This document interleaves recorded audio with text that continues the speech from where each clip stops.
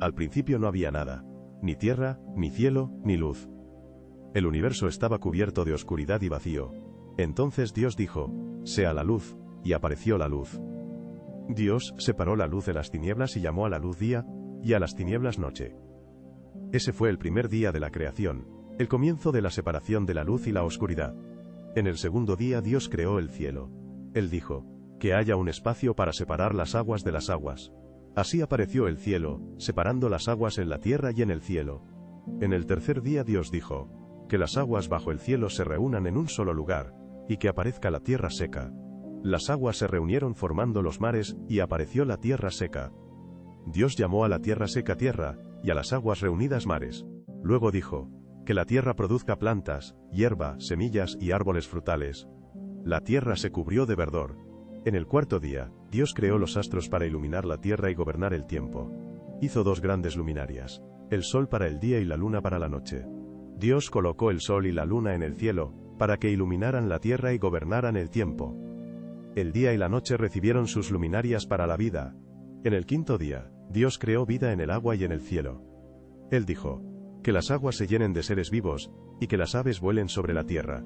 Dios creó muchos seres vivos en las aguas y aves en el cielo, llenando el mundo de vida y movimiento sobre la tierra y en el espacio celestial.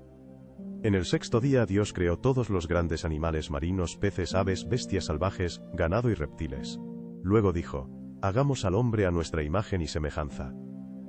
Dios ordenó al hombre que dominara, se multiplicara, llenara la tierra, y la gobernara. En el séptimo día terminó la creación y descansó, bendiciendo y santificando ese día. En el hermoso jardín del Edén, Dios colocó a Adán y Eva. Se les permitió comer de los frutos de cualquier árbol, excepto de uno, el árbol del conocimiento del bien y del mal. Dios advirtió que si comían del fruto del árbol del conocimiento del bien y del mal, morirían sin falta. Un día, una serpiente astuta se acercó sigilosamente a Eva, más engañosa que cualquier otra criatura. La serpiente preguntó, ¿es cierto que Dios dijo que no deben comer de ningún árbol del jardín? Eva respondió, podemos comer de los frutos de los árboles, pero no del que está en medio del jardín. La serpiente la tentó diciendo, no morirán. Dios sabe que al comer del fruto se abrirán sus ojos, y serán como dioses, conociendo el bien y el mal. Como dioses que conocen el bien y el mal, Eva miró el fruto y comprendió que era atractivo y podía dar sabiduría. Tomó el fruto y lo comió por primera vez. También le dio un poco del fruto a Adán que estaba junto a ella, y él también lo comió. Se dieron cuenta de que estaban desnudos y cosieron hojas de higuera. Luego escucharon a Dios caminando por el jardín en la frescura del día, y se escondieron entre los árboles para ocultarse de su mirada. Dios llamó a Adán. ¿Dónde estás? Adán respondió que escuchó a Dios en el jardín y tuvo miedo porque estaba desnudo, por eso se escondió. Dios preguntó quién le dijo que podía comer del fruto del árbol prohibido. Adán culpó a Eva, diciendo que ella le dio el fruto. Entonces Dios preguntó a Eva qué había hecho. Eva culpó a la serpiente diciendo que la serpiente la engañó, y ella comió del fruto. Dios pronunció las consecuencias para cada uno de ellos. Maldijo a la serpiente, diciendo que ella arrastraría sobre su vientre, y comería polvo toda su vida. También habrá enemistad entre la serpiente y la descendencia de la mujer, que será una enemistad implacable y eterna. Dios dijo a Eva que su dolor en el parto se multiplicaría considerablemente, y que ella desearía a su marido, y él se enseñorearía de ella. A Adán Dios le dijo que por haber obedecido a Eva y comido del fruto, la tierra sería maldita, y tendría que trabajar arduamente. Él obedeció a su esposa y comió del árbol prohibido. Por eso la tierra será maldita, y él estará obligado a trabajar duro toda su vida para obtener alimento. La tierra producirá espinas, y él se alimentará de hierbas del campo. Con el sudor de su rostro comerá el pan hasta que vuelva a la tierra. Fue hecho del polvo y al polvo volverá. Dios hizo para Adán y Eva ropas de piel y los vistió. Dios dijo que el hombre se había vuelto como uno de nosotros, conociendo el bien y el mal. Ahora no debe tomar del árbol de la vida y vivir para siempre. Por eso, Dios los expulsó del jardín del Edén, y puso querubines con una espada flamígera, para guardar el camino al árbol de la vida. Esto marcó el fin de su existencia perfecta en el Edén, y el comienzo de una vida de trabajos y dificultades fuera del jardín. Después de ser expulsados del Edén, tuvieron dos hijos, Caín y Abel. Caín se convirtió en agricultor, y cultivaba los frutos de la tierra. Abel se convirtió en pastor y cuidaba de los rebaños de ovejas.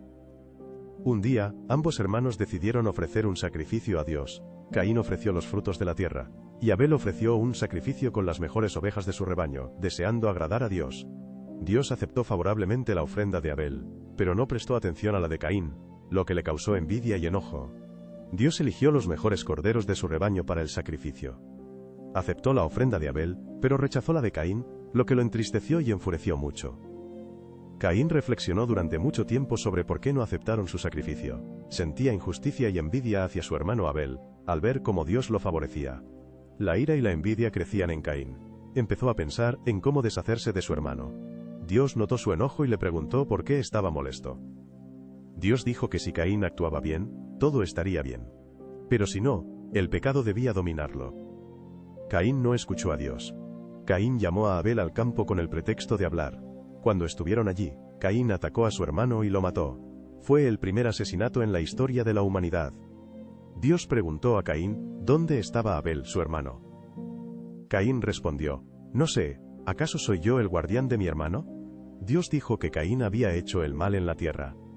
Dios maldijo a Caín, y dijo que vagaría por la tierra. Caín se asustó, y se quejó de que el castigo era demasiado severo, y que quien lo encontrara lo mataría. Dios calmó a Caín diciendo que si alguien lo mataba, sería castigado 7 veces más. Dios puso una señal en Caín para que nadie lo tocara. Caín se fue con esa señal, comenzando una nueva vida de errante, consciente de la gravedad de su acto y de la protección divina contra la venganza de los hombres. Se estableció en la tierra de Nod al este del Edén, donde construyó una ciudad y la llamó en honor a su hijo Enoc. Así terminó la historia de Caín y Abel. Esta historia muestra cómo la envidia y la ira pueden llevar a la tragedia, pero también, cómo Dios sigue cuidando a las personas, incluso cuando cometen grandes errores. Después de la tragedia con Caín y Abel, Adán y Eva continuaron su vida, y tuvieron un tercer hijo, Set, quien se convirtió en el antepasado de muchas generaciones. La lista de descendientes de Adán es extensa, y entre ellos hubo un hombre del que se debe contar más.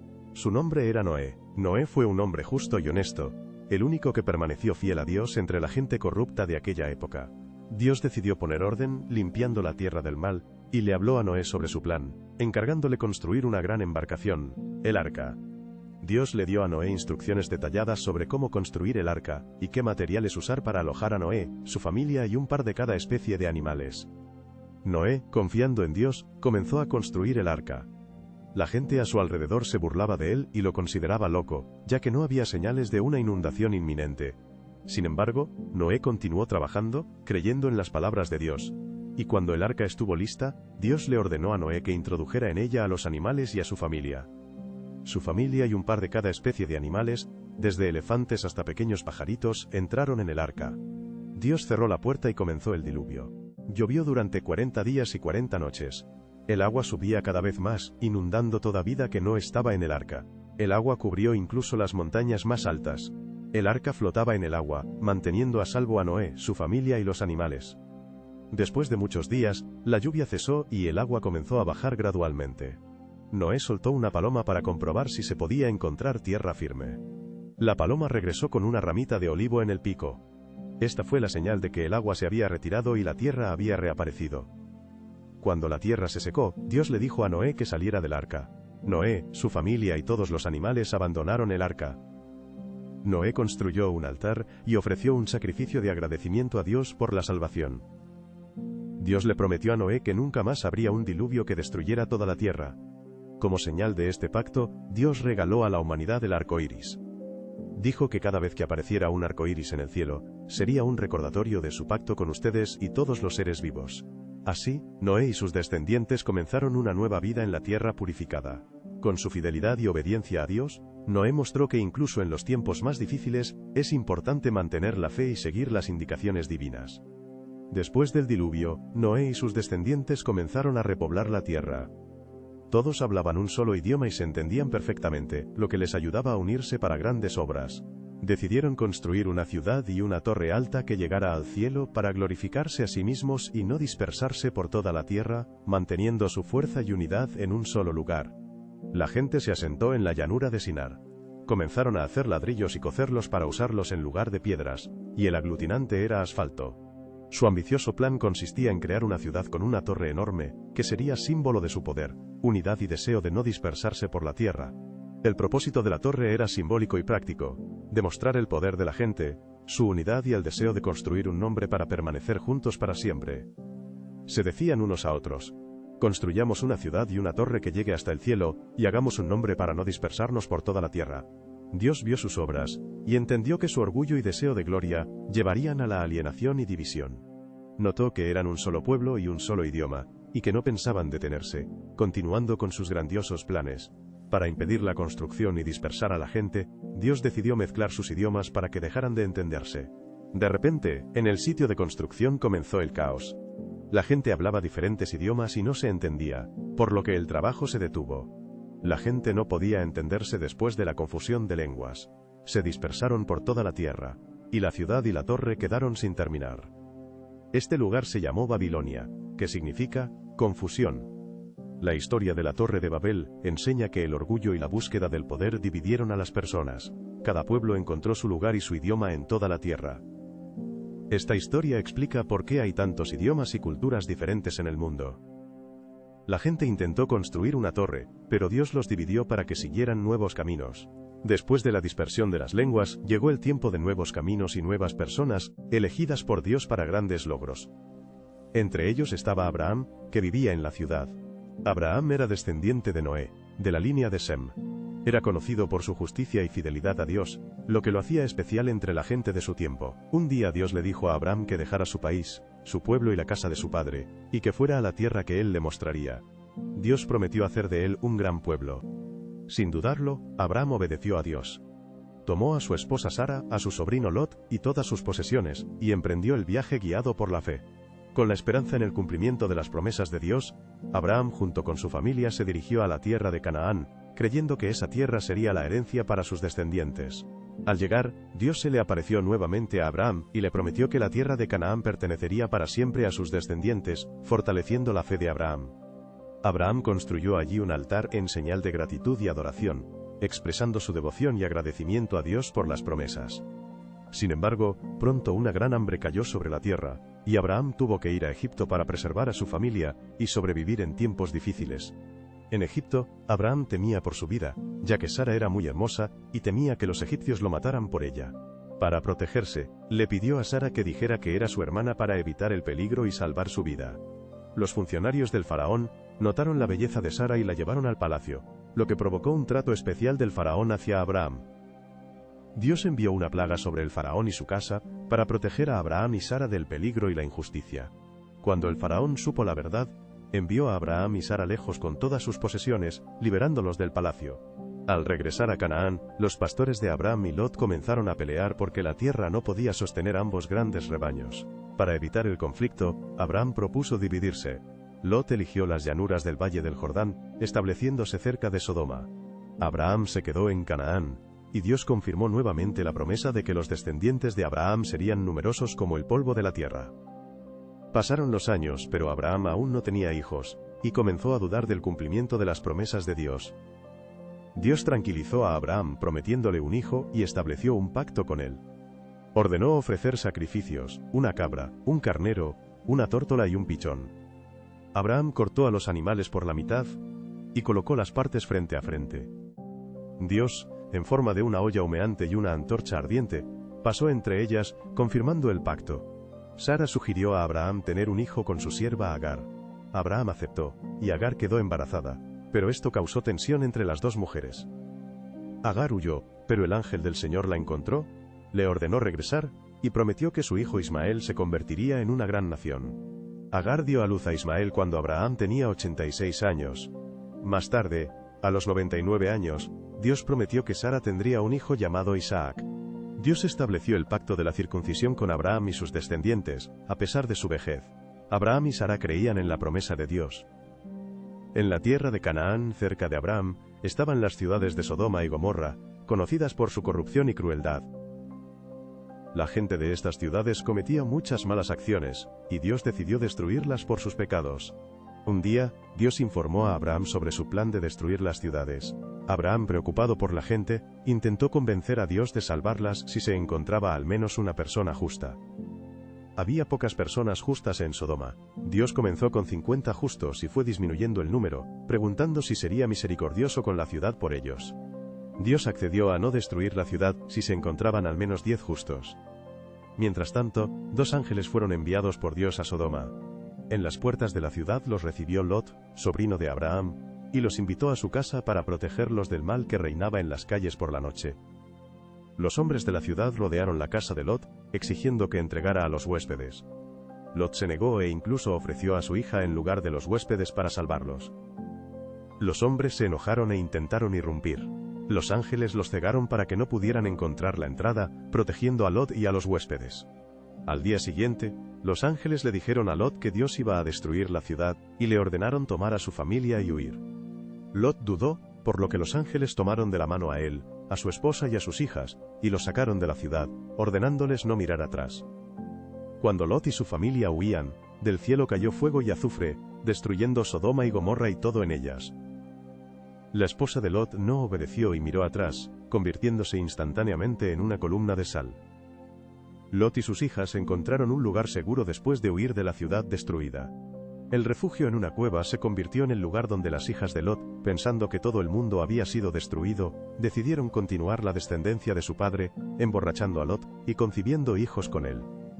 Estos hijos se convirtieron en los antepasados de los pueblos de Moab y Amón. Así terminó la historia de Sodoma y Gomorra, que se convirtió en un ejemplo de la ira de Dios y el castigo por los pecados. La historia también muestra la misericordia de Dios, manifestada hacia el justo Abraham y su esposa Sara, quienes vivían en la tierra de Canaán, siguiendo el camino de Dios. Su vida estaba marcada por una gran tristeza. No tenían hijos, Abraham tenía alrededor de 100 años, Sara 90, y la esperanza de descendencia parecía perdida. Sara había perdido la esperanza de ser madre hace mucho tiempo, y su corazón estaba lleno de tristeza. Pero un día Dios volvió a hablar con Abraham, repitiendo la promesa de un hijo y numerosos descendientes. Dios dijo que los descendientes de Abraham serían numerosos como las estrellas del cielo y la arena en la orilla del mar. Sara escuchó esto y se rió, sin creer que pudiera dar a luz a esa edad. Dios le preguntó: ¿por qué te ríes? ¿Acaso hay algo imposible para el Señor? Y un año después, en esa misma época, Sara realmente dio a luz a un hijo. Fue un verdadero milagro. El cumplimiento de la promesa de Dios, que trajo alegría y esperanza a la vida de Abraham y Sara. Abraham y Sara no podían creer su felicidad. Al año siguiente, en el tiempo señalado, Sara dio a luz a un hijo al que llamaron Isaac. El nombre significa risa. Sara al principio se reía por incredulidad, pero ahora su risa estaba llena de alegría. El pequeño Isaac crecía sano y alegre. Abraham y Sara estaban infinitamente felices y agradecidos a Dios por este milagro. Cuidaban y amaban a Isaac con todo su corazón. Isaac se convirtió en la prueba viviente de que Dios siempre cumple sus promesas, incluso cuando parece imposible. La historia de Isaac enseña que la fe y la esperanza pueden llevar a verdaderos milagros, incluso en las situaciones más difíciles y desesperadas. Hay que confiar en el plan de Dios y creer que Él sabe lo que hace. Porque nada es imposible para el Señor. Abraham y Sara vivían en la tierra de Canaán, y criaban a su esperado hijo Isaac, la alegría de sus vidas y el heredero de las promesas de Dios. Isaac crecía como un niño obediente y amoroso, y sus padres no podían ser más felices. Pero un día, Dios decidió poner a prueba la fe de Abraham. Se dirigió a él y dijo: Abraham. Abraham respondió: aquí estoy. Dios dijo: toma a tu hijo, tu único Isaac, a quien amas, y ve a la tierra de Moría. Allí ofrécelo en sacrificio en una de las montañas. Abraham quedó atónito al conocer la exigencia de tal sacrificio. Pero no discutió. Su fe en Dios era inquebrantable, sabía que Dios tenía un plan. Muy temprano por la mañana, Abraham tomó a Isaac, a 2 siervos y un burro con leña para el altar. Emprendieron un largo y duro camino hacia la tierra de Moría. Al tercer día de viaje, Abraham vio la montaña de la que Dios había hablado. Dijo a los sirvientes que se quedaran, y que él y el muchacho fueran a adorar y luego regresaran. Abraham puso la leña sobre los hombros de Isaac, él mismo llevaba el fuego y el cuchillo. Isaac preguntó: ¿dónde está el cordero para el sacrificio? Abraham respondió: Dios proveerá el cordero. Llegaron al lugar, Abraham construyó un altar y colocó la leña. Ató a Isaac y lo puso sobre el altar. Levantó el cuchillo para sacrificar a su hijo. En ese momento, el ángel del Señor clamó desde el cielo: Abraham, Abraham. Él respondió: aquí estoy. El ángel dijo: no levantes la mano ni le hagas daño. Ahora sé que temes a Dios, porque no me negaste a tu hijo, tu único hijo. Para mí fue una gran prueba de fe y obediencia. Abraham miró a su alrededor, y vio un carnero atrapado por los cuernos en un arbusto cercano. Tomó el carnero y lo ofreció en sacrificio en lugar de Isaac.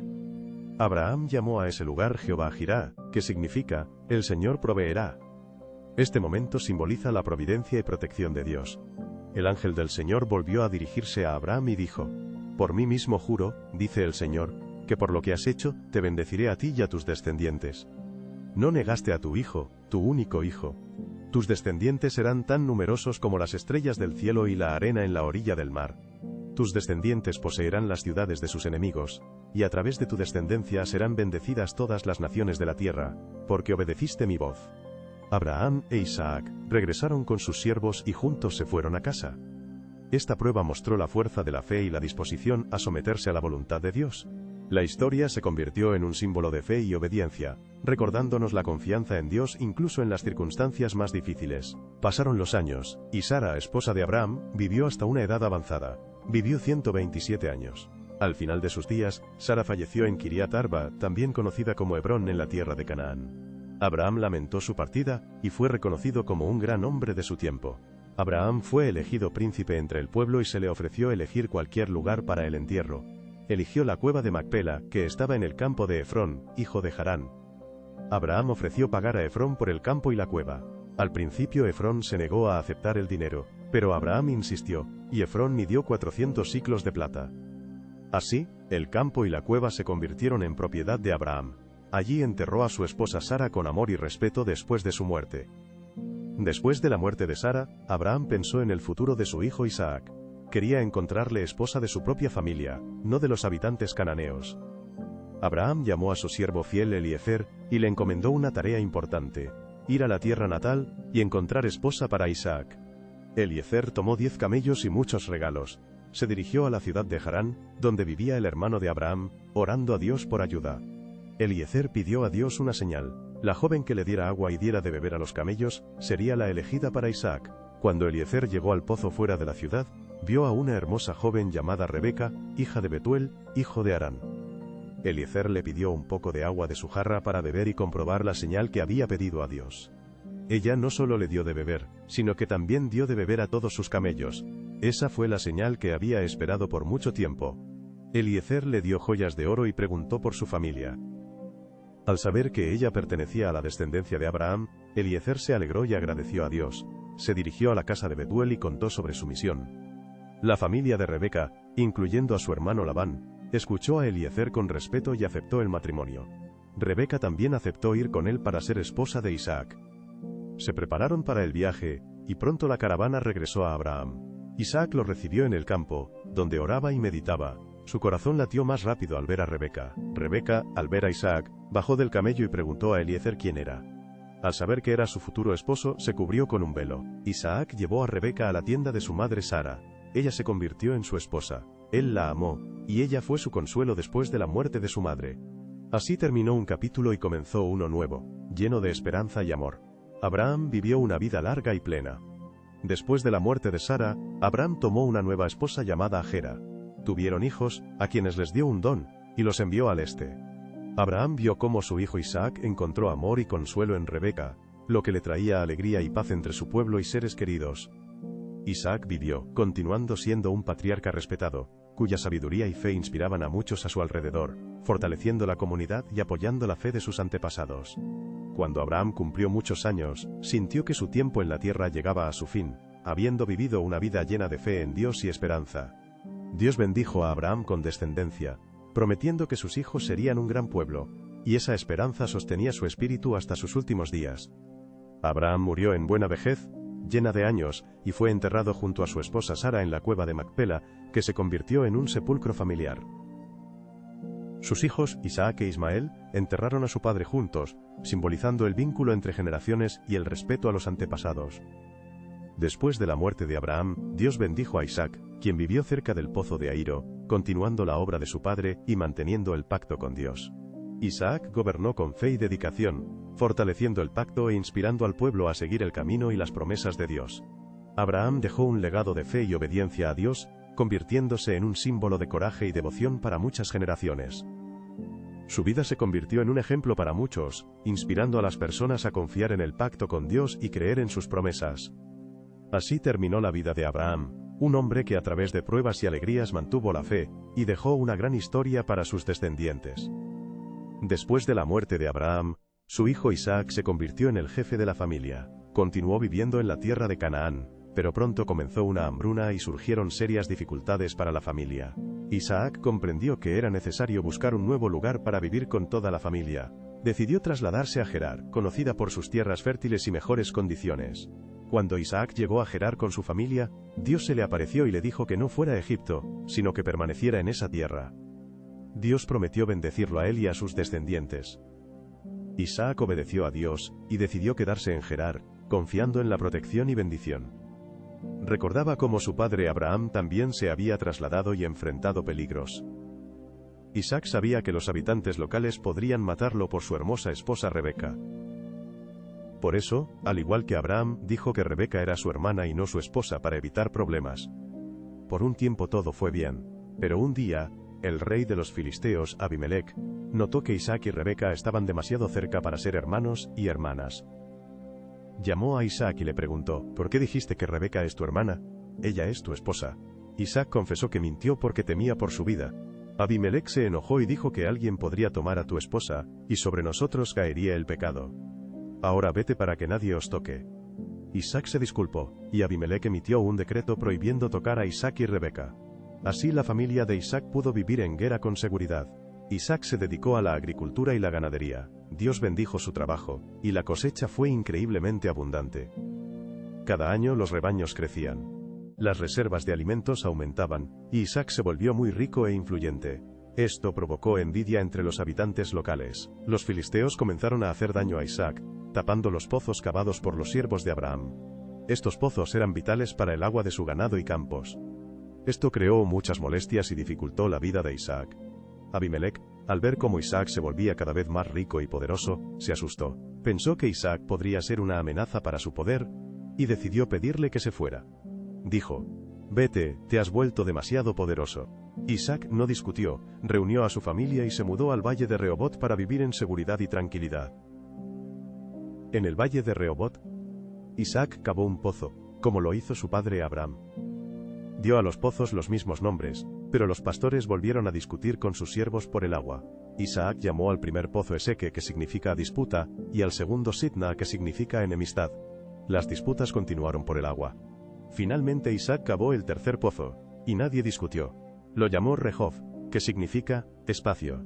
Isaac dijo que ahora el Señor les había dado espacio, y que se multiplicarían en esta tierra. Después de esto, Isaac fue a Bersabé, donde el Señor confirmó la promesa de bendecirlo y multiplicar su descendencia por Abraham. Isaac construyó allí un altar, invocó el nombre del Señor, y tendió su tienda.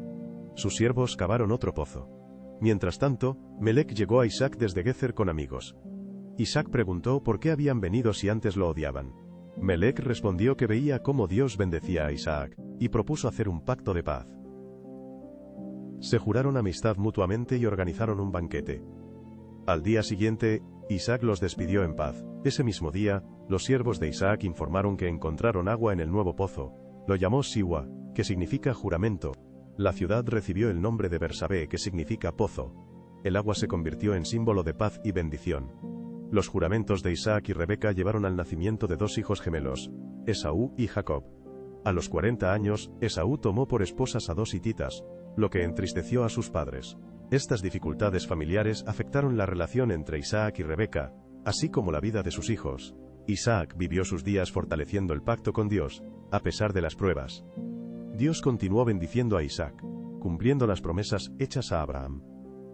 Su vida estuvo llena de pruebas, pero la fe le ayudaba a superar las dificultades y mantener la esperanza. Jacob y Esaú, hijos de Isaac y Rebeca, nacieron como gemelos.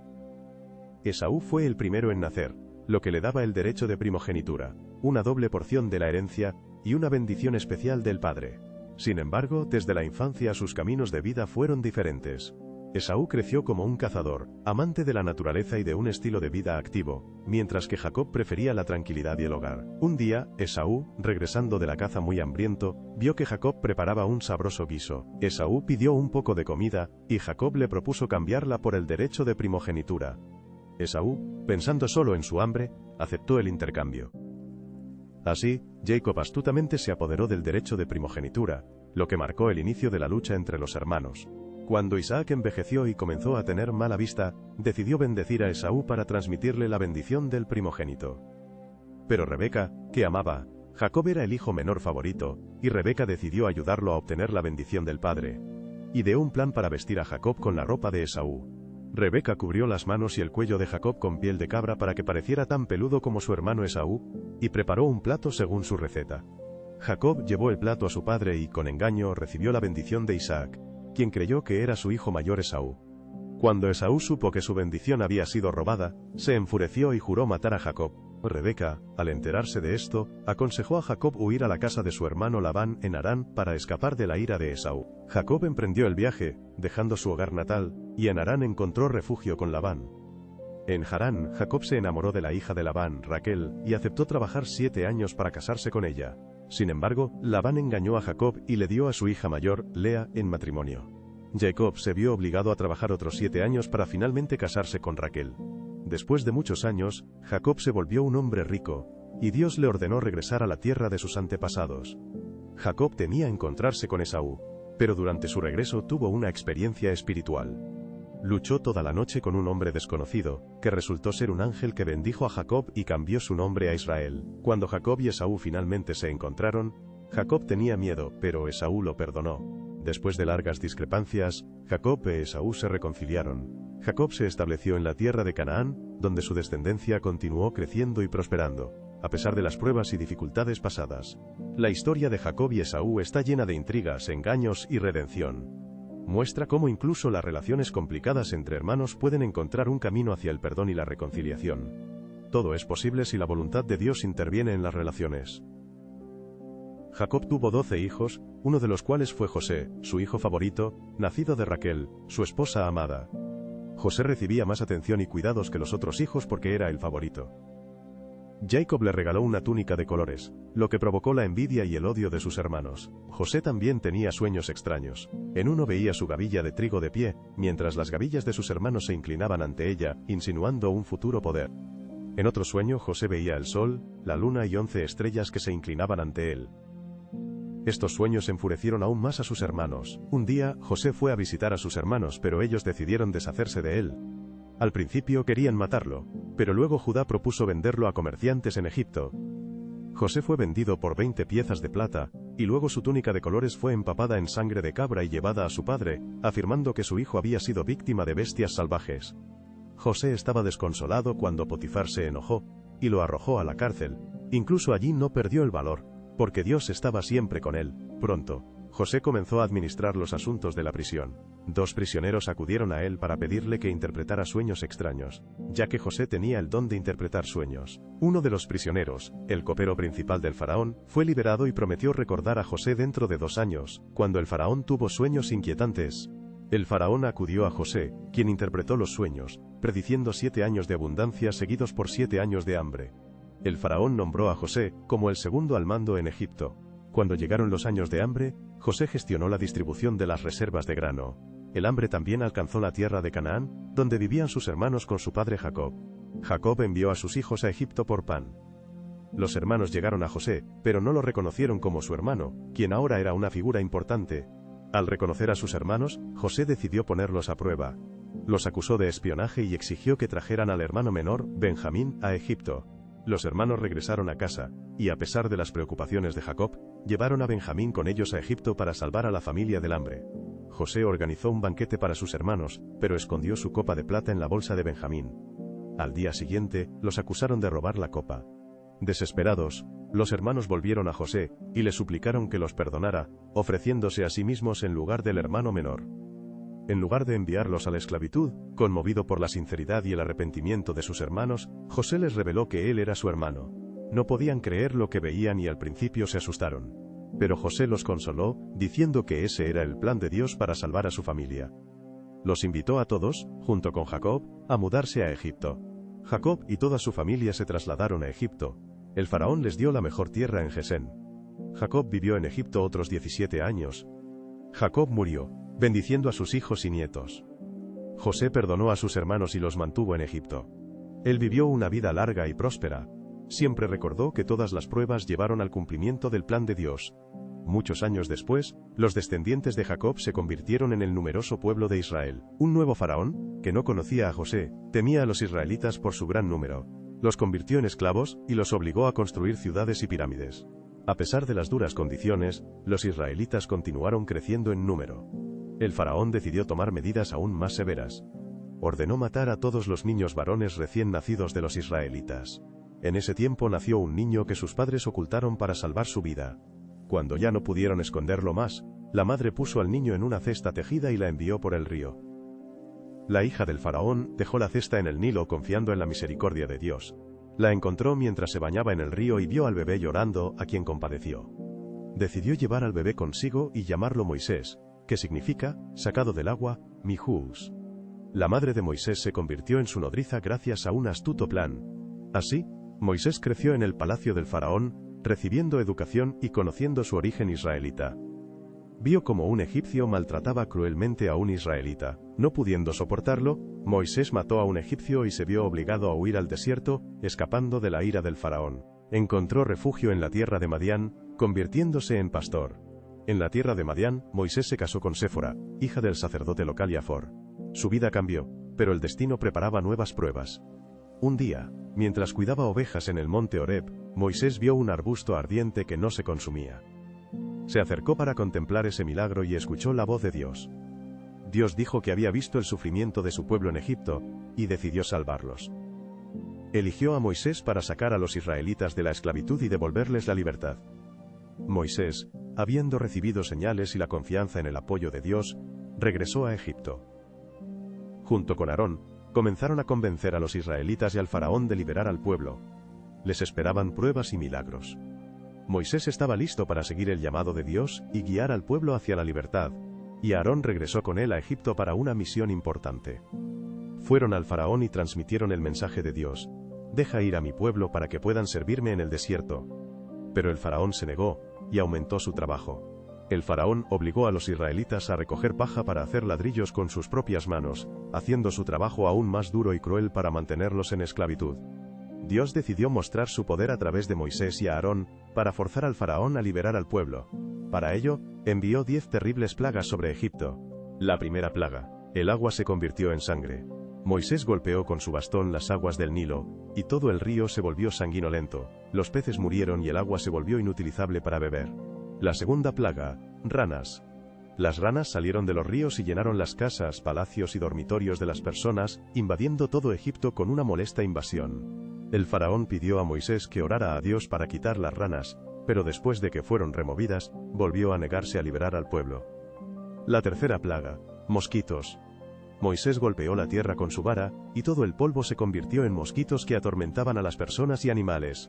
La cuarta plaga: moscas. Egipto fue cubierto por una invasión de moscas que llenaron todas las casas y palacios, excepto la tierra de Gosén, donde vivían los israelitas. La quinta plaga comenzó, pero la historia se interrumpió. Esperamos la continuación para saber qué otras pruebas sufrió Egipto y cómo afectaron al faraón. En Egipto comenzó la plaga. Todo el ganado murió, todos los animales egipcios se enfermaron y murieron, pero el ganado de los israelitas permaneció sano e indemne. La sexta plaga: úlceras. Moisés y Aarón tomaron hollín del horno y lo lanzaron al aire. Tanto las personas como los animales se cubrieron de dolorosas úlceras. El dolor de las úlceras era insoportable, y el sufrimiento se apoderó de Egipto, pero Israel permaneció protegido de esta plaga gracias al pacto de Dios. La séptima plaga: granizo. Moisés levantó las manos al cielo, y comenzó una terrible tormenta con granizo que destruyó los campos y mató a personas y animales. La única tierra que quedó indemne fue la tierra de Gosén, donde vivían los israelitas. Todo lo demás fue destruido y arrasado. La octava plaga: langostas. Dios envió langostas que devoraron todo lo que quedó después del granizo, dejando a Egipto en completa desesperación. A pesar de todas las plagas, el faraón no liberaba a los israelitas. Su corazón permanecía endurecido y no quería liberar al pueblo de Dios. La novena plaga: oscuridad durante el día. En Egipto cayó la oscuridad, la gente no podía verse entre sí y no salía de sus casas. En la tierra de Gesén la luz permanecía, y allí los israelitas vivían seguros, sin temor ni oscuridad. La 10ª plaga, muerte de los primogénitos. Aquella noche en cada casa de egipcios murió el primogénito, desde el hijo del faraón hasta el primogénito del ganado.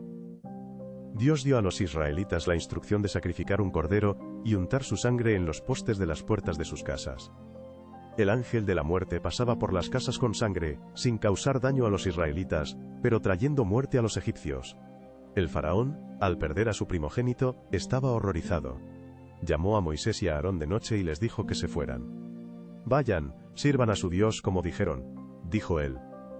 Los israelitas tomaron a sus familias, animales y oro, y finalmente obtuvieron la libertad. Los egipcios dieron plata a los israelitas, y ellos partieron. Dios los guiaba de día con una columna de nube y de noche con una columna de fuego. Los israelitas dejaron Egipto apresuradamente, comenzando su viaje hacia la tierra prometida. Así terminó su largo y doloroso periodo de esclavitud. Después de que el faraón liberó a los israelitas, ellos caminaron por el desierto, guiados por Dios en una columna de nube durante el día y de fuego durante la noche. Caminaron día y noche hacia el Mar Rojo, cuando el faraón repentinamente cambió de opinión y decidió recuperar a sus esclavos. El faraón reunió un ejército y persiguió a los israelitas en carros, intentando devolverlos a Egipto. Cuando los israelitas vieron a los egipcios, se asustaron y comenzaron a quejarse a Moisés, deseando regresar a la esclavitud. Moisés les dijo que no temieran, que se quedaran quietos y miraran la salvación del Señor. Dios pelearía por ellos. Dios le ordenó a Moisés levantar su vara sobre el mar. Cuando lo hizo, las aguas del Mar Rojo se dividieron. Se abrió un camino seco ante los israelitas, y ellos caminaron por el fondo del mar, con el agua formando muros a ambos lados. Los egipcios los persiguieron, pero Dios ralentizó el movimiento de sus carros, retrasando la persecución. Cuando los últimos israelitas cruzaron a la otra orilla, Dios le ordenó a Moisés levantar la vara nuevamente. Moisés levantó el bastón sobre el mar, el agua volvió a su lugar, y el ejército egipcio fue arrastrado por poderosas olas. Los israelitas fueron salvados después de cruzar el Mar Negro. Los israelitas comenzaron a quejarse por la falta de agua. Moisés en oración se dirigió a Dios, y Dios le mostró un árbol. Moisés arrojó el árbol al agua amarga. El agua se volvió dulce y apta para beber. Luego el pueblo se quejó por la falta de comida. Dios envió maná, un pan especial del cielo que encontraban cada mañana. También Dios envió codornices que llegaban al campamento cada noche. Pero el maná se recogía solo por un día, excepto el sábado, para probar la fe y obediencia del pueblo. En el camino por el desierto nuevamente faltó agua en Masá y Refidim. El pueblo comenzó a murmurar. Dios ordenó a Moisés golpear la roca con el bastón. Del roca brotó agua, y la gente pudo saciar su sed. En Fidi, los israelitas enfrentaron una nueva prueba, el ataque de los amalecitas. Moisés subió a la cima de la colina con el bastón de Dios en las manos. Josué encabezó el ejército israelita en la batalla contra los amalecitas. Mientras Moisés mantenía las manos levantadas, los israelitas ganaban. Cuando las bajaba, los amalecitas prevalecían. Aarón y Hur sostenían las manos de Moisés. Así continuó hasta la puesta del sol, y los israelitas lograron la victoria. Moisés se reunió nuevamente con su suegro y con Ofram, quien acudió a él. Los israelitas caminaban por el desierto junto con la esposa de Moisés y sus hijos. Ofor dio a Moisés un sabio consejo para nombrar jueces que resolvieran disputas menores. Moisés debía ocuparse de asuntos importantes y acudir a Dios en busca de ayuda. El viaje de los israelitas estuvo lleno de pruebas y milagros. Dios mostraba constantemente su poder y cuidado por su pueblo. Después de un largo camino, los israelitas llegaron al pie del monte Sinaí. Allí Dios decidió hacer un pacto con ellos y darles sus leyes. Moisés subió a la montaña, y Dios se dirigió a él. Dios dijo que si los israelitas cumplían el pacto, serían un pueblo elegido, un reino de sacerdotes y una nación santa. Moisés transmitió las palabras de Dios al pueblo, y todos respondieron unánimemente: «Haremos todo lo que el Señor ha dicho». Dios ordenó a Moisés preparar al pueblo para el gran evento en 3 días. Él descenderá del monte Sinaí, para hablar con ellos personalmente. Durante 3 días los israelitas se prepararon, absteniéndose de ciertas actividades, lavándose y limpiando su ropa. Al tercer día, temprano en la mañana, se oyó un trueno en la montaña, relámpagos brillaron y una densa nube cubrió la cima. Se escuchó un fuerte sonido de trompeta, y todo el pueblo tembló de miedo. Moisés condujo al pueblo al pie de la montaña. El monte Sinaí estaba todo humeante, porque el Señor había descendido sobre él, y el pueblo esperaba una gran revelación. Del fuego se elevaba humo, como de un horno, y toda la montaña temblaba fuertemente. El sonido de la trompeta se hacía cada vez más fuerte, llenando el aire con un zumbido inquietante. Moisés hablaba con Dios, y Dios le respondía con una voz atronadora. Dios llamó a Moisés a la cima de la montaña, y le dio los 10 mandamientos, escritos en tablas de piedra. Estos mandamientos se convirtieron en la base para la vida y la fe de los israelitas.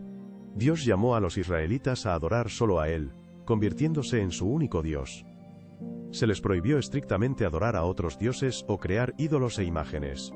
Se prohibió crear imágenes de lo que está en el cielo, arriba, en la tierra abajo, o en las aguas bajo la tierra. La idolatría y el servicio a ídolos estaban estrictamente prohibidos. También se les prohibió a los israelitas pronunciar el nombre del Señor en vano. Se les ordenó tratar el nombre de Dios con respeto y reverencia, lo que subrayaba la santidad de su nombre. Uno de los mandamientos principales requería observar el día de reposo. En ese día los israelitas debían descansar y dedicar tiempo al Señor, honrando el descanso sagrado. Durante 6 días se permitía trabajar, pero el 7º día debían descansar y honrar a Dios, guardando la santidad del sábado y descansando en alma y cuerpo. Otro mandamiento importante era honrar al padre y a la madre, lo que prometía una vida larga y bienestar a quienes respetaban y cuidaban a sus padres. El mandamiento no matarás prohibía privar intencionalmente de la vida a otra persona. Dios valoraba la vida y exigía respeto y preservación de la santidad de la vida de cada persona. El mandamiento no cometerás adulterio prohibía cualquier relación sexual fuera del matrimonio, protegiendo la santidad del matrimonio y la fidelidad entre los cónyuges. El mandamiento, no robarás, prohibía apropiarse de la propiedad de otros, enfatizando la importancia de la honestidad y el respeto hacia la propiedad ajena. El mandamiento, no darás falso testimonio, prohibía el falso testimonio y la mentira contra otra persona, destacando la importancia de la honestidad y la justicia en las relaciones humanas.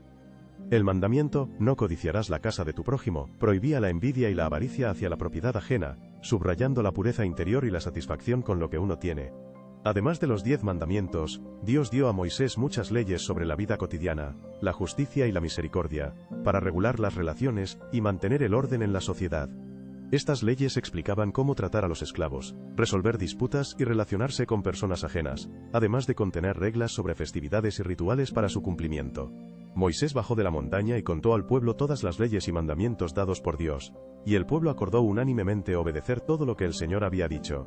Moisés escribió todas las palabras del Señor y construyó un altar al pie de la montaña para ofrecer sacrificios y rociar al pueblo con sangre, estableciendo el pacto entre Dios e Israel. Luego Dios llamó a Moisés, a Aarón y a los 70 ancianos de Israel a subir a la montaña, donde vieron al Dios de Israel y una tabla de zafiro transparente bajo sus pies. El cielo estaba despejado, y comieron y bebieron ante Dios confirmando el pacto. Después, Dios llamó nuevamente a Moisés a la cima de la montaña, para darle las tablas con los mandamientos. Moisés permaneció en la montaña 40 días y 40 noches, recibiendo de Dios instrucciones detalladas sobre la vida y la adoración de los israelitas. Esta fue la ley y la guía para una vida justa. Dios otorgó a los israelitas su ley en el monte Sinaí, estableciendo con ellos una relación especial y dándoles guía para una vida justa y adoración. Cuando Moisés se demoró en la montaña, el pueblo de Israel comenzó a preocuparse. Se acercaron a Aarón y le pidieron que les hiciera un nuevo Dios, a quien pudieran ver y adorar. Aarón accedió, reunió las joyas de oro del pueblo e hizo una estatua de un becerro de oro. El pueblo se alegró y celebró, adorando a ese ídolo. El pueblo decía: «Este es nuestro Dios, que nos sacó de Egipto». Adoraban al becerro de oro, olvidando el pacto con el verdadero Dios. Dios vio lo que estaba pasando, y le dijo a Moisés que bajara pronto.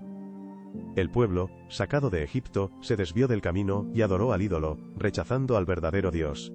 Moisés bajó de la montaña llevando 2 tablas de piedra con los mandamientos.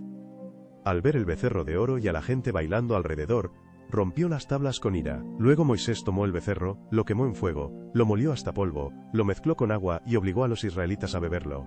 Fue un acto de castigo y purificación. Moisés se dirigió al pueblo para que entendieran la gravedad de su pecado y la necesidad de volver al verdadero camino establecido por Dios. Aarón fue acusado por Aarón del gran pecado. Se defendió diciendo que la gente exigía un Dios. Entonces arrojó el oro al fuego y apareció el becerro. Moisés se paró en la puerta del campamento y llamó a todos los que estaban por el Señor a que se unieran a él. Todos los hijos de Leví se reunieron para apoyarlo. Moisés ordenó recorrer el campamento y castigar a los que adoraban al becerro de oro. Murieron alrededor de 3000 personas por este pecado. Al día siguiente, Moisés volvió a subir al monte para orar por el pueblo y pedir perdón a Dios por su pecado. Dios le dijo a Moisés que guiara al pueblo hacia donde él indicara. Un ángel irá delante, pero en el día de la visita vendrá el castigo por el pecado. El Señor ordenó a Moisés que tallara nuevas tablas de piedra para reemplazar las primeras que fueron rotas. Moisés subió de nuevo al monte Sinaí. Dios le dio a Moisés los 10 mandamientos. Se estableció un nuevo pacto con el pueblo de Israel, para cumplir la ley y no adorar a otros dioses. Moisés pasó 40 días y noches en el monte. Cuando bajó, su rostro brillaba por haber estado en comunión con Dios. El pueblo tenía miedo de acercarse. Por miedo, el pueblo no se acercaba mucho, y Moisés se puso un velo para ocultar el resplandor de su rostro ante ellos. Moisés transmitió a los israelitas todos los mandamientos y preceptos del Señor. El pueblo prometió seguirlos y servir solo a Dios, mostrando fidelidad y obediencia. Así, Dios perdonó al pueblo por sus pecados y restauró el pacto, reafirmándolos como pueblo elegido. La fidelidad se convirtió en la condición principal de la relación con el Señor. Después del perdón por la adoración del becerro de oro, Dios dio a Moisés instrucciones para construir el tabernáculo, un santuario donde él moraría entre su pueblo. Moisés reunió a todos los israelitas y les habló sobre los mandamientos de Dios, llamando a la gente a participar en la construcción del santuario y a servir a Dios. Él dijo: El Señor ha ordenado construir un santuario. Cada uno que tenga un corazón generoso, que traiga ofrendas, plata, bronce, piedras preciosas, telas y pieles. El pueblo respondió con alegría. Hombres y mujeres traían valores y materiales. Algunos entregaban joyas, y los artesanos sus habilidades y conocimientos. Se prestó especial atención a la confección de la ropa sagrada para los sacerdotes, quienes debían servir en el tabernáculo, cumpliendo todas las indicaciones de Dios. También era necesario fabricar el arca del pacto, la mesa para los panes de la proposición, el candelabro de oro, el altar para el incienso y el altar para el holocausto. Todo debía hacerse según las instrucciones exactas de Dios. Moisés nombró a Beselí y a Jaliaba como maestros principales, otorgándoles sabiduría y habilidad. Estos maestros enseñaban al pueblo para que todo el trabajo se realizara conforme a los mandamientos de Dios y la santidad de las prescripciones. La gente hábilmente creaba cosas maravillosas. Fabricaban adornos de oro, tallaban piedras preciosas, tejían telas y cosían partes del tabernáculo, siguiendo las indicaciones divinas y el plan. En el centro del tabernáculo estaba el lugar santísimo, el lugar para el arca del pacto, hecha de acacia y cubierta de oro, con 2 querubines de oro con las alas extendidas encima. Dentro del arca se guardaban las tablas con los 10 mandamientos, la vara de Aarón y un recipiente con maná, objetos sagrados que simbolizan el pacto y el cuidado divino. Del lugar santísimo se encontraba el lugar santo con un candelabro de oro, una mesa para los panes de la proposición y un altar para los inciensos. Aquí los sacerdotes servían diariamente. Los sacerdotes encendían el candelabro y ofrecían sacrificios, manteniendo el servicio. El tabernáculo estaba rodeado por un patio con un altar para holocaustos y un lavamanos de bronce. En el patio se ofrecían sacrificios, y los sacerdotes se purificaban antes de entrar al santuario. Todas las partes del tabernáculo y sus utensilios fueron hábilmente hechos según el plan de Dios. Después de terminar los trabajos, Moisés inspeccionó cada parte del tabernáculo y se aseguró de que todo estuviera hecho según el plan de Dios, bendiciendo al pueblo por su diligencia y devoción. El primer día del primer mes del segundo año después de salir de Egipto, Moisés ungió el tabernáculo y todos sus utensilios con aceite, consagrándolos para el servicio del Señor. Los sacerdotes con vestiduras sagradas comenzaron el servicio. Cuando el tabernáculo fue completado, la nube del Señor lo cubrió, y la gloria de Dios llenó el santuario. Esto fue una señal de que Dios aceptó sus labores y que habitaría entre su pueblo. Desde entonces, la nube permanecía sobre el tabernáculo durante el día, y por la noche se volvía de fuego. Cuando la nube se levantaba, los israelitas se ponían en marcha y la seguían. Cuando se detenía, acampaban y descansaban. Así el Señor guiaba al pueblo por el desierto. Dios los protegía y dirigía. Después de la muerte de Moisés, Dios eligió a Josué como nuevo líder de los israelitas. Le encargó llevar al pueblo a la tierra de Canaán. Dios animó a Josué diciendo: «Sé fuerte y valiente, yo estaré contigo como estuve con Moisés. No temas ni te desanimes». Josué comenzó a preparar al pueblo para cruzar el río Jordán. Envió a 2 espías a la ciudad de Jericó para explorar la tierra. Los espías se alojaron con una mujer llamada Rahab. Ella los ocultó del rey de Jericó y los ayudó a escapar porque creía en el poder del Dios de Israel. En agradecimiento, los espías prometieron que cuando la ciudad fuera tomada, ella y su familia serían perdonadas. Cuando llegó el momento de cruzar el Jordán, Dios hizo un milagro. Los sacerdotes llevaban el arca del pacto, y cuando sus pies tocaron el agua, el río se detuvo. El pueblo cruzó el río por el lecho seco. Esto recordaba el milagro cuando los israelitas cruzaron el Mar Rojo. Después de cruzar el río, los israelitas colocaron 12 piedras en memoria de este evento significativo. Se preparaban para conquistar la primera ciudad, Jericó. Dios dio a Josué instrucciones inusuales. Los guerreros debían rodear la ciudad durante 7 días consecutivos, y los sacerdotes tocar las trompetas siguiendo un ritual especial. El 7º día rodearon la ciudad 7 veces. Cuando las trompetas sonaron fuerte, el pueblo gritó, y de repente los muros de Jericó cayeron, abriendo el camino para los israelitas. Los israelitas tomaron la ciudad, destruyeron a todos los habitantes excepto a Rahab y su familia, y dedicaron todo el botín a Dios, celebrando la victoria y el cumplimiento de su voluntad. Después de la victoria en Jericó, los israelitas se dirigieron a la ciudad de Hai. El primer ataque terminó en derrota debido al pecado del guerrero Acán, que tomó bienes prohibidos. Acán fue castigado, y después de eso los israelitas volvieron a la batalla. La victoria en Hai fue el comienzo de la gran conquista de Canaán y la expansión del territorio.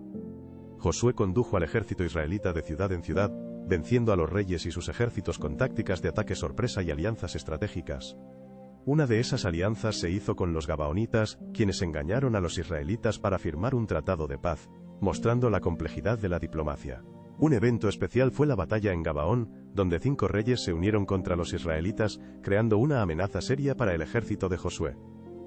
Josué oró a Dios, y Dios hizo que el sol se detuviera todo un día, hasta que los israelitas lograron la victoria sobre sus enemigos. Este milagro ayudó a los israelitas a obtener una victoria decisiva, consolidando el éxito en la conquista de Canaán, y alabando a Dios por su ayuda en la batalla. La historia de Josué es un ejemplo de fidelidad, valentía y confianza en Dios en circunstancias difíciles de campañas militares y conquistas. Josué continuó conquistando las regiones del sur y del norte de Canaán. Con cada batalla sus posiciones se fortalecían y aseguraban. Dios fue fiel y otorgó victorias una tras otra. Después de todas las conquistas, la tierra fue dividida entre las 12 tribus de Israel. Josué llamaba al pueblo a permanecer fiel a Dios y seguir sus mandamientos. Cuando la mayor parte de Canaán fue conquistada, llegó el momento de repartir la tierra entre las tribus. Cada familia debía recibir un terreno para vivir y prosperar.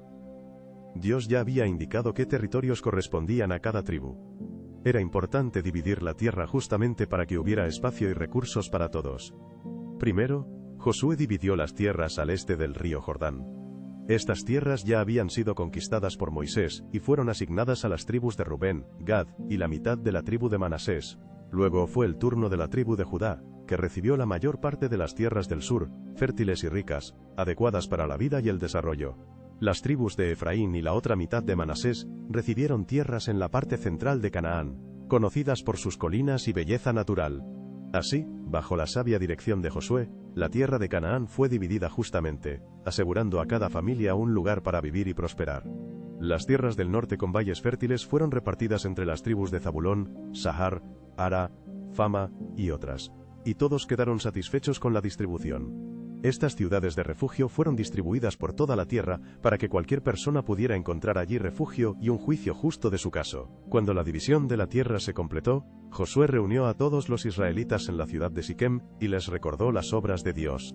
Él contó cómo Dios los sacó de Egipto y ayudó a conquistar Canaán, llamando al pueblo a mantenerse fiel y seguir sus mandamientos.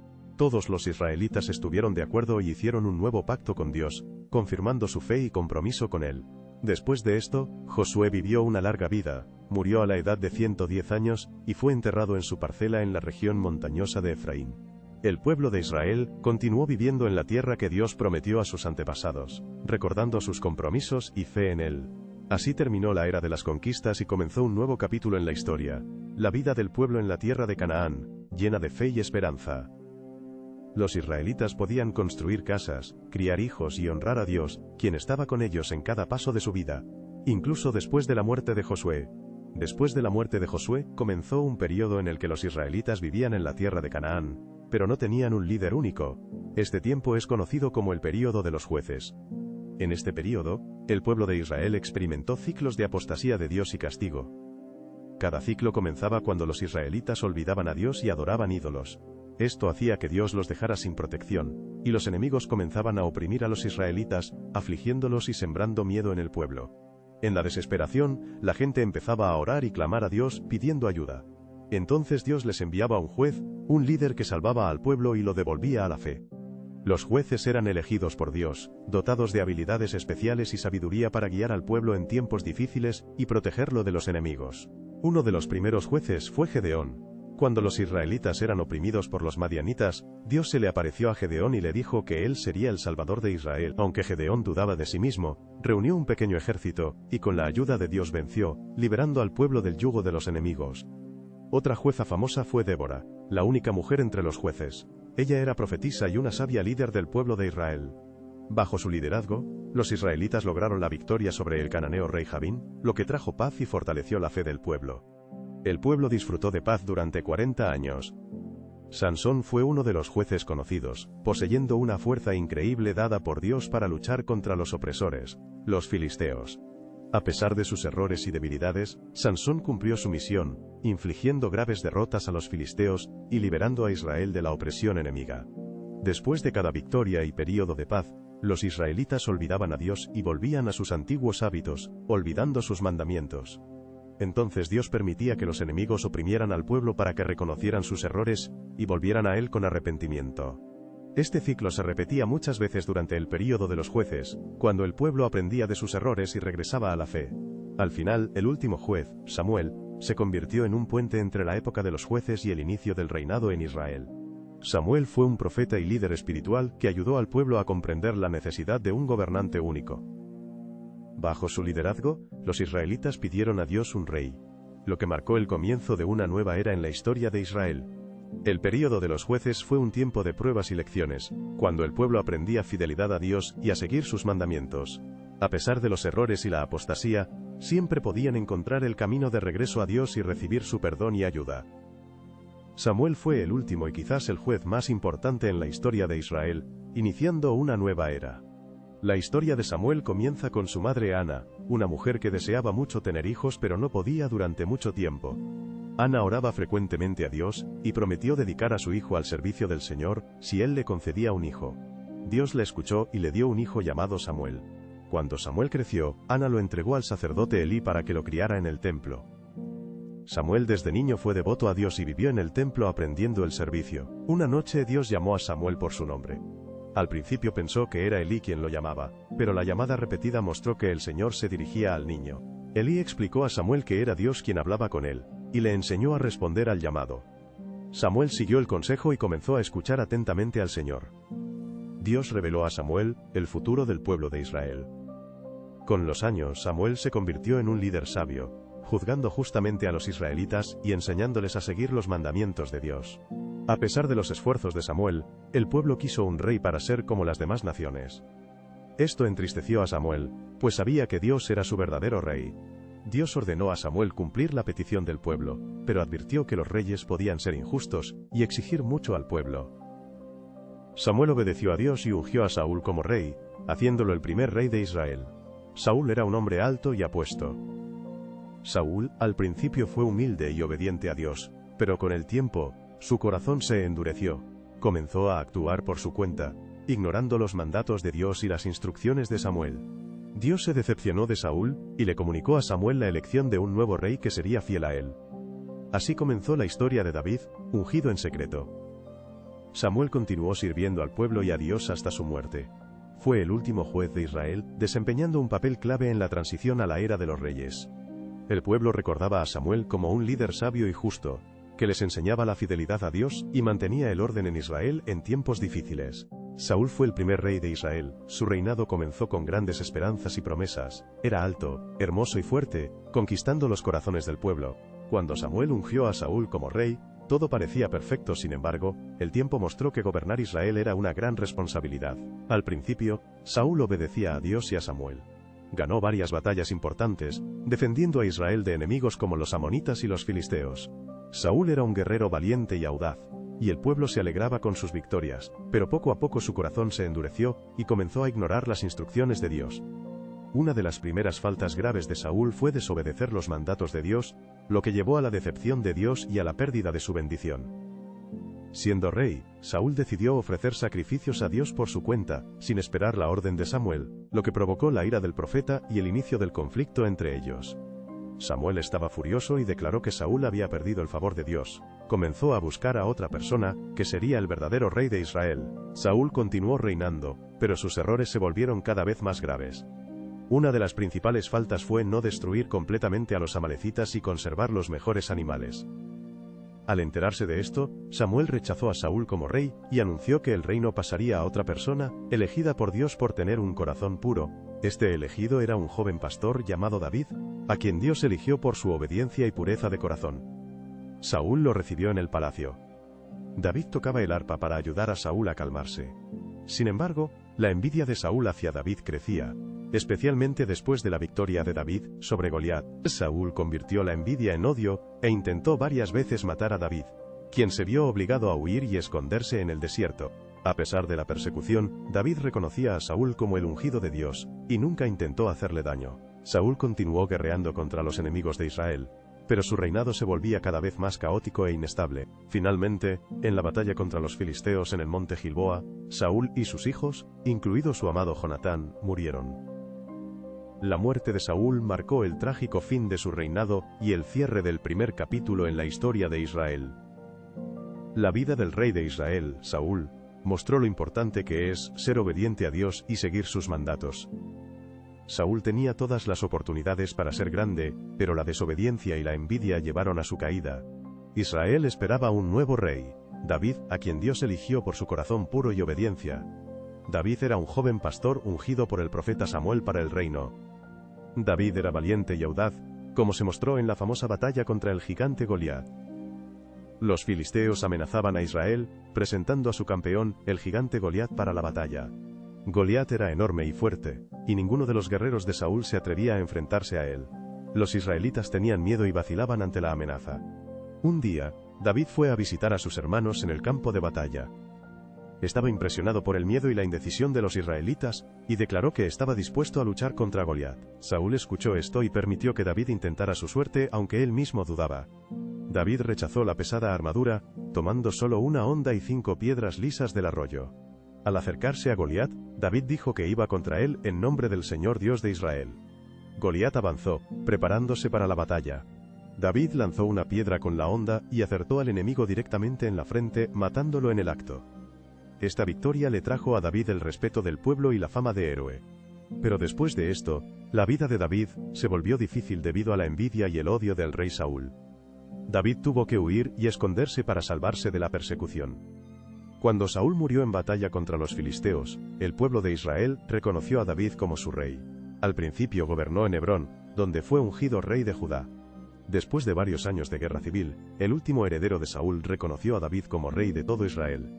Su coronación unió al pueblo del país. David hizo de Jerusalén la capital de su reino, y llevó allí el Arca del Pacto, lo que fue un evento importante para el pueblo de Israel. El reinado de David estuvo acompañado de numerosas victorias sobre los enemigos de Israel, lo que fortaleció su posición como rey y amplió las fronteras de su estado. David creó un ejército fuerte y estableció leyes justas, lo que ayudó a fortalecer el orden y la estabilidad en el estado de Israel. David era una persona profundamente creyente. Escribió muchos salmos en los que expresaba sus sentimientos y reflexiones sobre la vida y Dios. Sin embargo, la vida de David no fue sin nubes. Uno de sus errores más graves fue tomar a la esposa de Urías elitita y enviarlo a una muerte segura en la batalla. Por esta acción, Dios castigó a David. A pesar de sus errores, David siempre se arrepentía sinceramente y buscaba el perdón de Dios.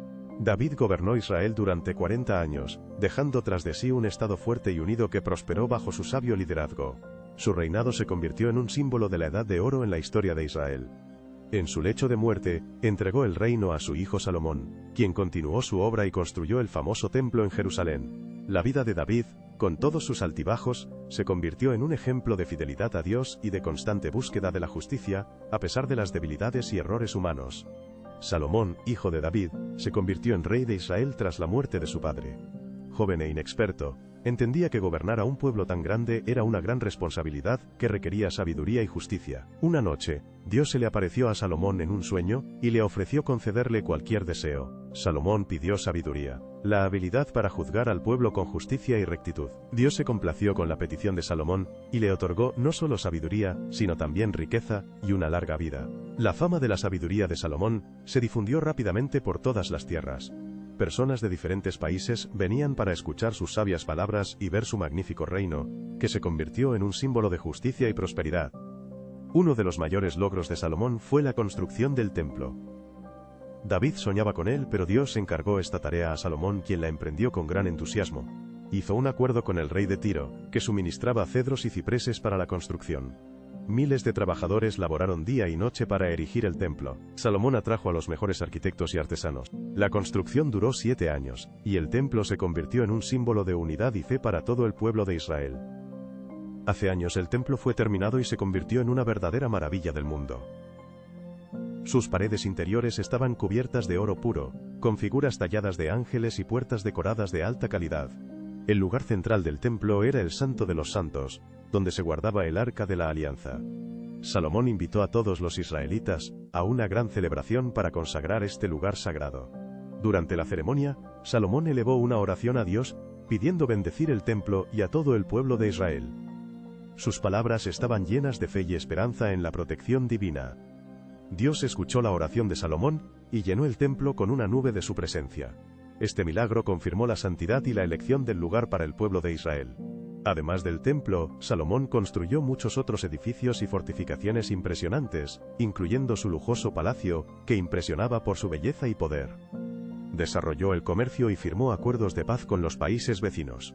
Esto llevó a la prosperidad y riqueza de Israel, fortaleciendo su posición entre las naciones. Salomón era conocido no solo como un gran constructor, sino también como un juez sabio, resolviendo disputas complejas y mostrando justicia y sensatez. Un día, 2 mujeres discutían por un bebé, cada una afirmando ser su madre. Salomón propuso partir al niño en 2 y dar la mitad a cada una. La verdadera madre, al escuchar esto, inmediatamente aceptó entregar al niño a la otra mujer, con tal de que él siguiera vivo. Salomón entendió quién era la verdadera madre. Sin embargo, Salomón cometió errores en su vida personal. Tomó muchas esposas de diferentes pueblos, y algunas trajeron a sus dioses a Israel. Poco a poco, Salomón comenzó a adorar a dioses extranjeros, lo que desagradó al Dios de Israel, quien le advirtió sobre las consecuencias venideras. Dios advirtió que debido a esto, su reino sería dividido después de su muerte, lo que se convirtió en el trágico desenlace de su reinado. Salomón gobernó Israel durante muchos años, dejando un legado de grandes logros y pruebas difíciles. Las 4 décadas del reinado de Salomón fueron una época de grandeza, así como una lección sobre la importancia de la fidelidad a Dios. Tras su muerte, su hijo Roboam se convirtió en rey y el reino se dividió. El nombre de Salomón quedó en la historia como símbolo de sabiduría y grandeza. Su templo se convirtió en el centro espiritual de Israel, inspirando a muchas generaciones a la adoración y la fe. En un país lejano, conocido como Saba, vivía una reina sabia y curiosa. Al escuchar sobre el rey Salomón, decidió comprobar por sí misma su legendaria sabiduría y riqueza. La reina de Saba emprendió un largo viaje con una enorme caravana de camellos cargados de oro, piedras preciosas y especias. Estos eran regalos para Salomón, que expresaban respeto y gratitud. Cuando la reina de Saba llegó a Jerusalén, fue recibida con grandes honores. Salomón la saludó y la invitó a su magnífico palacio, decorado con oro y joyas. El palacio estaba adornado con patrones tallados y pinturas en las paredes y techos. Pero lo que más impresionó a la reina fue la sabiduría de Salomón, que se reflejaba en sus respuestas. La reina hizo muchas preguntas difíciles para poner a prueba el conocimiento de Salomón. Para su sorpresa, él respondía con facilidad y sin vacilar, demostrando su legendaria sabiduría. Hablaba sobre ciencia, naturaleza, relaciones humanas e incluso sobre los misterios del universo. Cada palabra suya estaba llena de profunda comprensión y sabiduría. La reina de Saba observaba atentamente cómo Salomón gobernaba su reino. Ella veía su sabiduría en la resolución de disputas, en la justicia imparcial y en el cuidado del pueblo. No solo quedó impresionada por su sabiduría, sino también por su habilidad para administrar la riqueza y los recursos. Salomón mostraba cuidado y previsión en cada decisión. Después de varios días en Jerusalén, la reina de Saba confesó a Salomón. Todo lo que había oído sobre él era verdad, e incluso más. Tus palabras y hechos superaron todo lo que había escuchado, dijo ella. bendito sea tu pueblo y tus siervos que pueden escuchar tu sabiduría. La reina de Saba regaló a Salomón oro, piedras preciosas y especias raras. En respuesta, él la colmó generosamente con numerosos regalos valiosos antes de su regreso. Al regresar a su país, la reina de Saba trajo no solo riquezas materiales, sino también lecciones invaluables de sabiduría y gobierno de Salomón. Su encuentro se convirtió en una leyenda transmitida de generación en generación. Esta historia destaca la importancia de la búsqueda de la sabiduría y el conocimiento. Fue gracias a la sabiduría y el conocimiento que Salomón se convirtió en un gran gobernante, cuyo nombre quedó para siempre en la historia. El reino de Salomón fue una fuente de inspiración para muchos pueblos, incluso de tierras lejanas. Tras su muerte, comenzaron grandes cambios en el destino de este gran estado. Salomón fue un gobernante sabio, pero en los últimos años de su reinado el pueblo sufría debido a los pesados impuestos y al trabajo arduo en las obras públicas. Después de la muerte de Salomón, su hijo Roboam subió al trono, sin poseer la sabiduría ni la experiencia de su padre. El pueblo, especialmente de las tribus del norte, le pidió alivio. La gente esperaba que el nuevo rey redujera los impuestos y las labores obligatorias. Roboam decidió consultar a sus consejeros para tomar la decisión correcta.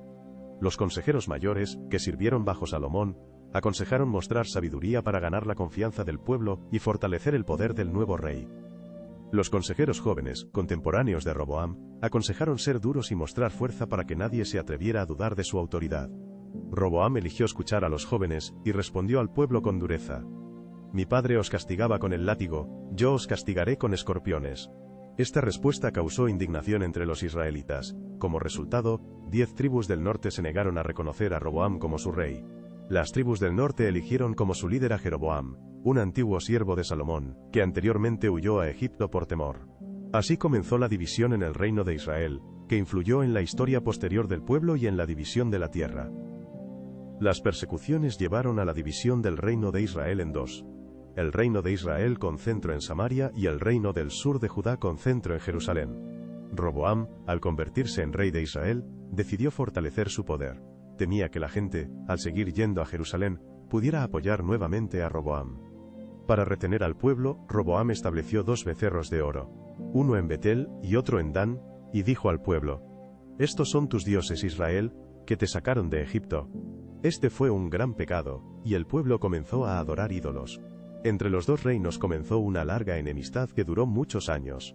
Israel y Judá a menudo guerreaban entre sí, lo que causó sufrimiento y calamidades para ambos pueblos. La división del reino debilitó al pueblo de Israel y lo hizo vulnerable frente a enemigos externos. La historia después de Salomón fue una lección sobre la importancia de la sabiduría, la justicia y la misericordia. Debido a los errores y la crueldad de Roboam, el gran reino de David y Salomón fue dividido y debilitado, lo que llevó a largos conflictos y sufrimientos. Después de la división del reino en Israel y Judá, la historia de los dos reinos estuvo llena de altibajos, fidelidad y apostasía de Dios. En Israel, el reino del norte, el primer rey fue Jeroboam. Estableció becerros de oro para la adoración, para evitar que el pueblo regresara a Jerusalén. Estas acciones intensificaron la división y llevaron a más conflictos entre los reinos del norte y del sur. La peregrinación a Jerusalén se convirtió en el inicio de la idolatría, que se transformó en un problema constante en Israel. Cada rey siguiente siguió el ejemplo de Jeroboam, adorando ídolos y apartándose de Dios. Uno de los reyes más conocidos de Israel fue Acab, quien se casó con Jezabel, hija del rey de Sidón. Ella introdujo el culto a Baal, que difundieron por todo el país, causando una fuerte apostasía. En ese tiempo vivió el profeta Elías, quien luchó contra la idolatría. Retó a los profetas de Baal a un duelo en el monte Carmelo para demostrar el poder del Dios verdadero. Dios mostró su poder enviando fuego del cielo para quemar el sacrificio preparado por Elías. El pueblo reconoció que el Señor es el Dios verdadero. Pero los cambios fueron temporales. En Judá, el reino del sur, la situación era mejor.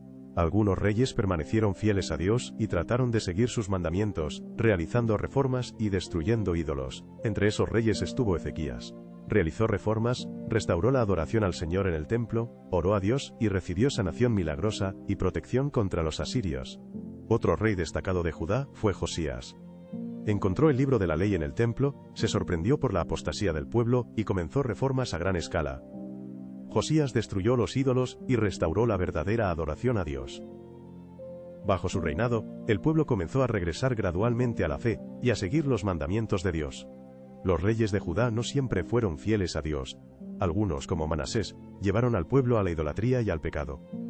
Manasés incluso sacrificó a su propio hijo a los ídolos. Estos pecados llevaron a que Dios decidiera castigar a Judá, de la misma manera que antes castigó a Israel. Ambos reinos no pudieron mantenerse fieles a los mandamientos de Dios.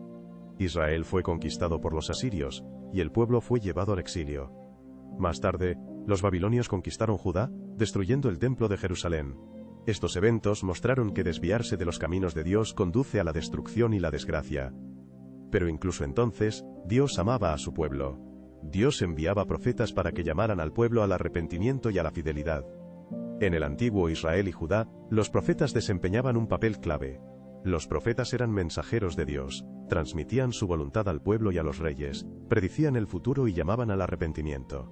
Entre muchos profetas destacan especialmente Elías y Eliseo. Elías fue un profeta poderoso en tiempos del rey Acab y su esposa Jezabel. Acab y Jezabel promovían activamente la adoración a Baal, un ídolo contra el cual Elías se enfrentaba sin tregua. Una vez, Elías desafió a los profetas de Baal a una competencia en el Monte Carmelo. Debían demostrar cuál Dios era el verdadero. Los profetas de Baal llamaron a sus dioses todo el día para que enviaran fuego al altar, pero no pasó nada, y la gente dudaba del poder de sus dioses. Cuando Elías oró, Dios envió fuego del cielo que quemó la ofrenda, la leña, las piedras e incluso el agua alrededor del altar, sorprendiendo a todos los presentes. Esta señal extraordinaria convenció al pueblo de que el Señor es el Dios verdadero, y después de esto, Elías continuó su misión realizando milagros y profecías. Elías predijo una sequía que duró 3 años, y luego oró para que la lluvia volviera y regara la tierra después de mucho tiempo sin agua. Elías no solo se enfrentó a los reyes y a la idolatría, sino que también cuidó de los pobres. Por ejemplo, ayudó a la viuda de Sarepta, cuyos suministros milagrosamente no se agotaron. Eliseo fue discípulo y heredero de Elías. Cuando llegó el momento, Elías fue llevado al cielo en un torbellino en un carro de fuego, dejando a Eliseo su manto y poder. Eliseo realizó muchos milagros que confirmaron su misión. Por ejemplo, dividió las aguas del Jordán para cruzar el río y sanó el agua en Jericó, haciéndola apta para beber. Uno de los milagros más famosos de Eliseo es la resurrección del hijo de la mujer que lo acogió. Él predijo el nacimiento del niño aunque ella era estéril. Más tarde el niño murió, pero a petición de la mujer, Eliseo lo resucitó, mostrando su poder divino y misericordia. Eliseo también sanaba a los enfermos, y continuó ayudando a la gente, viajando por la tierra, y difundiendo la voluntad de Dios a través de sus milagros y profecías. Un comandante sirio llamado Naamán, que sufría de lepra, acudió al profeta Eliseo con la esperanza de ser sanado. Eliseo le envió a sumergirse 7 veces en el río Jordán para su curación. Al principio, Naamán se sintió decepcionado por una ayuda tan simple, pero al obedecer al profeta y sumergirse, fue sanado y reconoció el poder del Dios de Israel. Los profetas no solo realizaban milagros y predicen el futuro, sino que también eran líderes morales y espirituales del pueblo, llamando al arrepentimiento y al retorno a Dios. Cuando el pueblo se alejaba de Dios, las palabras de los profetas a menudo servían como advertencias sobre calamidades venideras, si la gente no cambiaba sus caminos. Los profetas eran la voz de Dios en tiempos difíciles, desempeñando roles importantes en la historia de Israel y Judá, guiando al pueblo por el camino correcto. Entre los profetas conocidos están Isaías, Jeremías, Amós, Oseas y otros, que transmitieron mensajes de Dios sobre justicia, misericordia y fe. Ellos ayudaban al pueblo a comprender la voluntad de Dios y a mantener la fe incluso en los tiempos más difíciles, apoyando la unidad espiritual. Los profetas eran intermediarios entre Dios y el pueblo, guiándolos y enseñándoles el camino correcto de vida. Sus mensajes nos inspiran y enseñan hasta hoy. Cuando Judá estaba bajo el reinado del rey Joaquín, el país comenzó a enfrentar serias dificultades debido a la agresión de Babilonia bajo el mando del rey Nabucodonosor. Joaquín intentó resistir a Babilonia, pero esto llevó a problemas aún mayores. En el año 597 a.C., Nabucodonosor llegó con un ejército y capturó Jerusalén. El rey Joaquín fue capturado junto con parte de la nobleza y los tesoros del templo del Señor. Pronto Nabucodonosor volvió a Jerusalén con la intención de conquistar completamente la ciudad. Nabucodonosor depuso a Joaquín y lo llevó cautivo. En lugar del rey depuesto, Nabucodonosor puso a Sedecías, esperando que fuera más obediente. La rebelión de Sedecías llevó a Judá a su caída definitiva. El asedio duró 1 año. Los habitantes sufrieron hambre y enfermedades. Nabucodonosor ordenó destruir la ciudad. Antes Sedecías mataron a sus hijos, luego cegaron al rey y lo enviaron cautivo a Babilonia. La población restante de Judá también fue llevada al cautiverio. En Babilonia, los judíos se adaptaron a la nueva vida, manteniendo la fe y las tradiciones de su pueblo a pesar del exilio.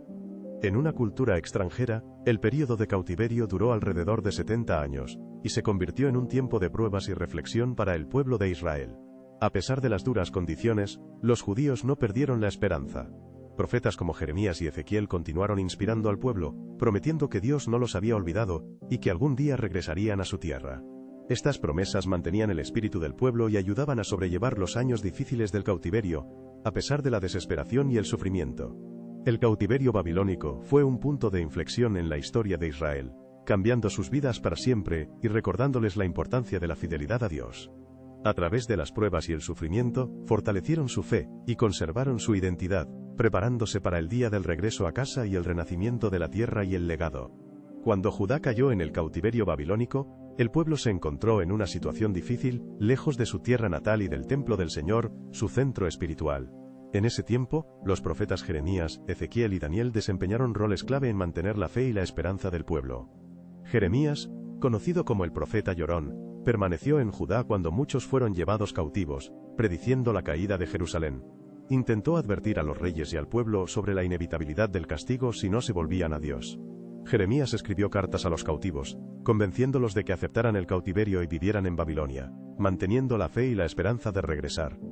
El llanto de Dios resonaba profundo y sincero, nadie olvidó sus 7 años de mensajes llenos de dolor, tristeza, pero también de esperanza y fe en la misericordia divina. Ezequiel estuvo entre los que fueron llevados cautivos, recibió ayuda de personas que transmitían los mensajes de Dios al pueblo en tiempos difíciles. Una de las visiones famosas de Ezequiel son los huesos secos, símbolo del renacimiento de Israel, cuando el pueblo revivirá y renacerá en espíritu y cuerpo. Ezequiel predijo la caída de Jerusalén, pero sus mensajes estaban llenos de esperanza en la restauración y un nuevo corazón para el pueblo que se volvió a Dios. Daniel era un joven durante el cautiverio, llevado a Babilonia, pero gracias a su sabiduría y fe, ascendió rápidamente a una posición alta en la corte de los reyes. Daniel permaneció fiel a Dios a pesar de las amenazas de muerte, se negó a dejar de orar, y fue arrojado al foso de los leones. Pero Dios lo salvó milagrosamente. La salvación de Daniel fortaleció la fe de muchos, también es conocido por interpretar los sueños de los reyes y por sus profecías sobre el futuro, dando esperanza al pueblo. Estos profetas ayudaron al pueblo de Israel a mantener la fe y la esperanza en tiempos difíciles, enseñando que Dios permanece con ellos incluso en el cautiverio. Los profetas Jeremías, Ezequiel y Daniel mostraron que el sufrimiento del pueblo no sería eterno, y que se avecina la restauración y renovación espiritual. Inspiraron a la gente con su ejemplo y mensajes de fidelidad a Dios. Ayudaron a mirar al futuro con esperanza en el regreso y la restauración del legado espiritual. Después de muchos años en el cautiverio babilónico, Dios cumplió la promesa y devolvió al pueblo de Israel a su tierra natal. Esto se convirtió en un símbolo de esperanza y fe. Todo comenzó cuando el rey persa Ciro el Grande conquistó Babilonia. Fue un gobernante magnánimo, y permitió que los pueblos cautivos regresaran a casa. En el año 538 a.C., Ciro emitió un decreto que permitía a los israelitas regresar a Jerusalén y reconstruir el templo del Señor. El primer grupo de retornados fue liderado por Zorobabel. El templo estaba destruido, pero la fe en Dios y la confianza en el futuro no los abandonaba. Zorobabel y el sumo sacerdote Josué comenzaron a reconstruir el templo. A pesar de la resistencia de los pueblos locales y las dificultades, pusieron los cimientos del nuevo templo. Poco a poco el templo fue restaurado.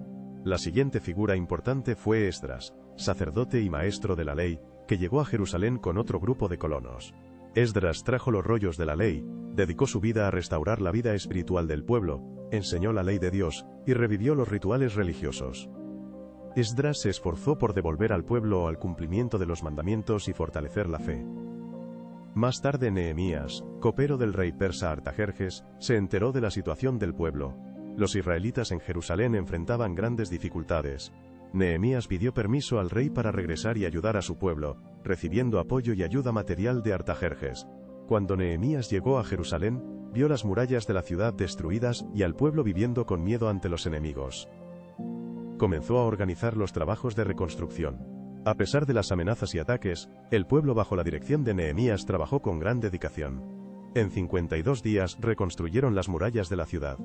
Esto se convirtió en un símbolo de fe y perseverancia. Nehemías también implementó reformas para fortalecer la justicia social y la vida religiosa del pueblo. Él restauró la observancia del sábado y otros mandamientos, luchó contra la corrupción y la injusticia, fortaleciendo los fundamentos morales de la sociedad. El regreso del exilio y la restauración de Jerusalén se convirtieron en un símbolo de esperanza y renacimiento para el pueblo de Israel. A pesar de las pruebas, el pueblo demostró que la fe en Dios ayuda a superar cualquier obstáculo.